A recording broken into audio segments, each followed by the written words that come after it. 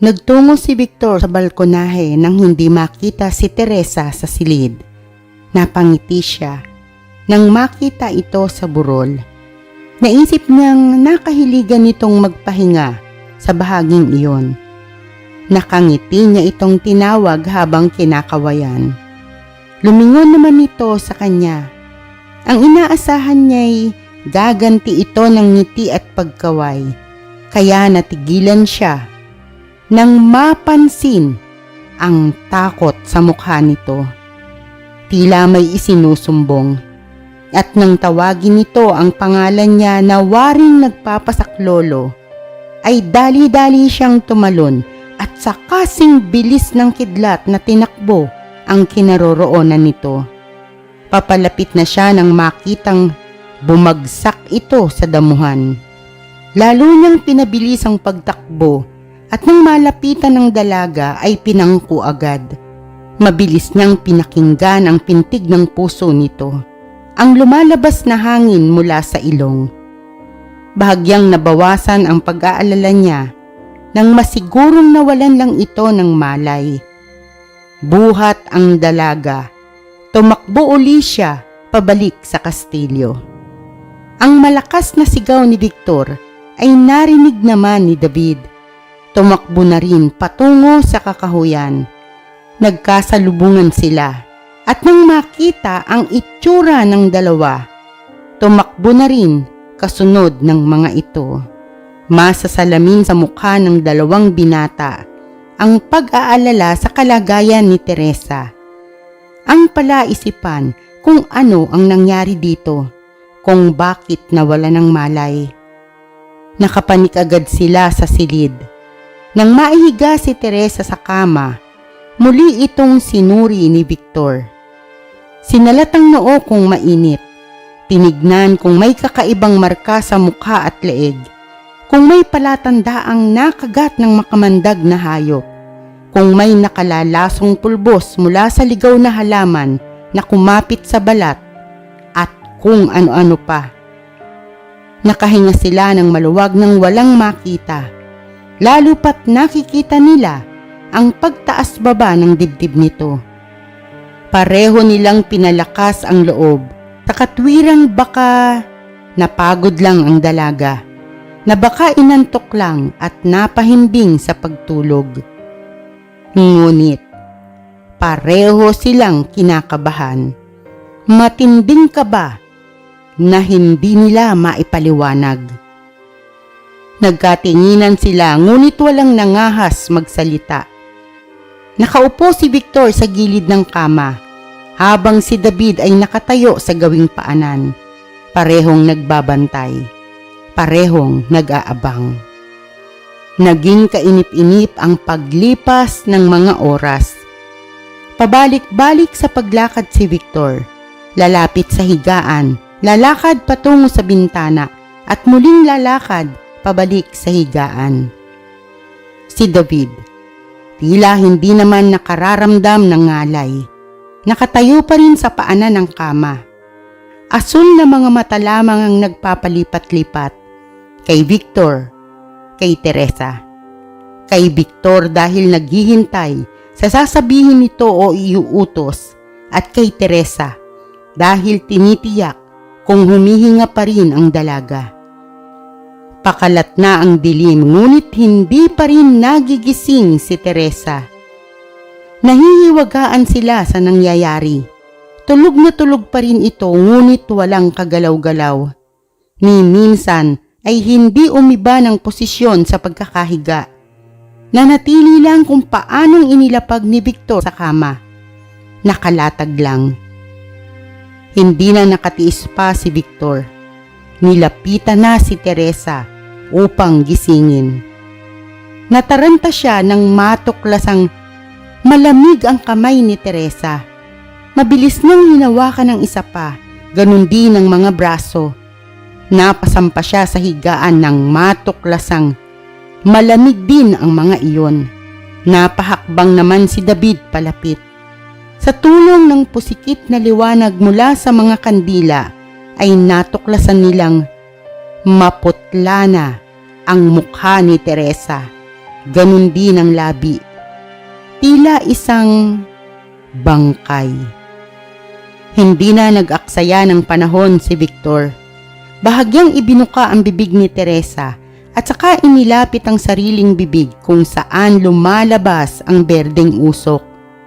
Isinasalin ang bahagi ng kapangyarihan upang ito ay mapagaling. Ngunit nanatiling walang malay ang dalaga, nanatiling maputla at malamig. Inulit niya ang ginawa, ang nalalamang paraan upang mapagaling ito sa kung anong karamdaman. Ngunit ganun pa rin. Lalong nadagdagan ang pangambang nararamdaman nila. Parehong hindi malaman ang gagawin. Parehong hindi mapakali. Dinala ni Victor sa tapat ng bibig ang mga kamay ni Teresa habang pinakikiusapang gumising. Hindi na niya napigilan pa ang pag-iyak. Saklot ng matinding takot na mawala ito sa piling niya. Takot dahil wala siyang ideya sa inaakalang karamdamang dumapo dito. Gaya ni Victor, pumapatak na rin ang luha ni David. Hindi rin alam kung paano gigisingin si Teresa, kung anong uri ng sakit ang iniinda nito. Kung si Victor ay walang magawa, siya pa ba ang mayroon? Nagagalit siya sa sarili dahil walang magawa upang ito ay matulungan. Hindi rin alam kung ano ang dapat gawin upang si Teresa ay magising. Samantala, sa kinaroroonan ng kaluluwa ni Teresa, walang nagawa ang dalaga kung hindi ang magpatianod sa pagkaladkad ni Antonio. Baliwala sa lalaki kung siya ay madapa, kung halos humiwalay ang braso sa balikat. Puwersahan pa rin siyang hinihila, puwersahang binabaltak. Madilim ang nilalakaran nila at nakabibingi ang katahimikan. Tila ba isang napakalawak na kawalan. Pansamantala niyang nakalimutan ang pananakit ng braso at balikat nang matanaw ang figura ng isang babae sa di kalayuan na animo nag-aabang. Pinalinaw niya ang paningin at sinipat itong maigi habang papalapit ng papalapit. Pamilyar sa kanya ang tindig ng babae. Parang kilala niya, ngunit tumanggi ang isang bahagi ng kanyang isip hanggang sa tuluyan na silang nakalapit. Nailang siya nang makitang halos nakahubad ang babae. Iniiwas niya ang paningin. Siya ang nahiya sa nakikita. Maligayang pagdating, Teresa. Napalunok siya nang makilala ang tinig. Mabilis niyang ipinaling dito ang tingin. Mildred? Mildred? Nagluha ang kanyang mga mata at saka unti-unting gumuhit ang ngiti sa labi. Nawaglit ang alalahanin at ang pananabik sa kaibigang matagal nang hindi nakikita ang siyang nanaig. Hinawakan niya ang kamay ni Antonio na nakahawak sa isa niyang pupulsuhan at saka tinangkang baklasin. Ngunit anuman ang gawin ay hindi ito maalis at sa halip, lalo pa iyong humigpit. Muli siyang napangiwi at hindi naiwasang mapadaing. Pakiramdam niya, bumabaon sa laman niya ang mga daliri nito. Humalakhak naman ang babae.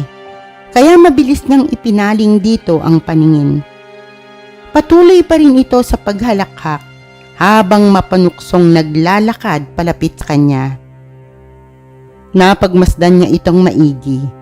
Ang kaibigan ang nakikita niya, ngunit hindi kung paano kumilos at manamit. Ipinilig niya ang ulo.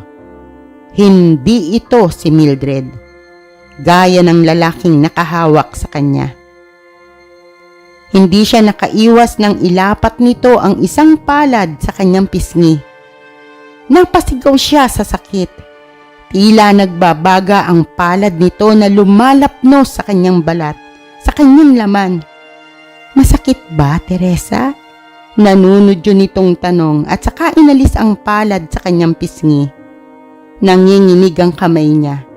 Ibig hawakan ng masakit na pisngi ngunit hindi naman mailapat.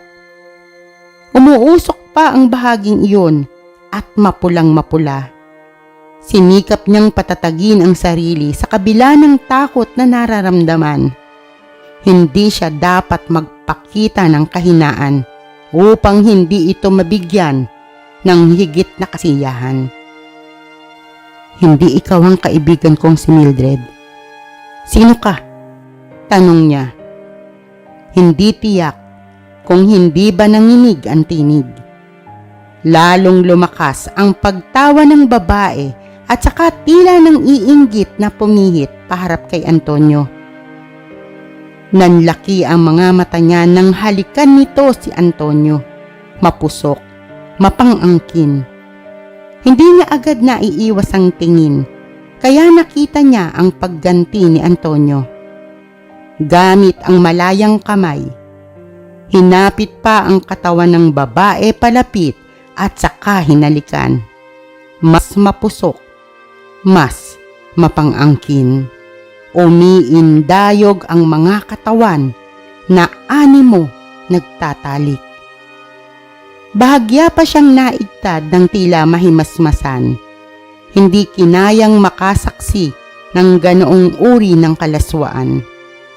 Naramdaman niyang bahagyang lumuwag ang kamay na nakahawak sa kanya, kaya agad niyang sinamantala. Muling sinubukang makawala.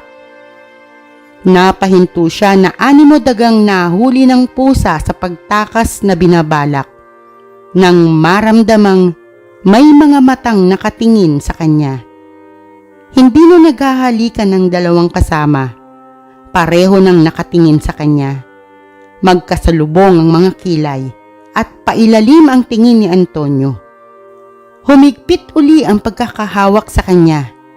Nakaarko naman ang kilay ng babae. Lilith. Lilith ang pangalan ko, Teresa. Mapang-akit na sabi ng babae at saka nakapangingilabot ng ngumiti. Bahagyang umuga ang kinaroroonan nila. Nagawa niyang balansihin ang katawan kaya hindi gumewang sa kinatatayuan. Ngunit otomatikong napahakbang paurong nang makitang unti-unting nabubutas ang lupa. Palaki ng palaki, palawak ng palawak, patungo sa kinatatayuan niya, hanggang sa tuluyan na siyang mahulog sa hukay.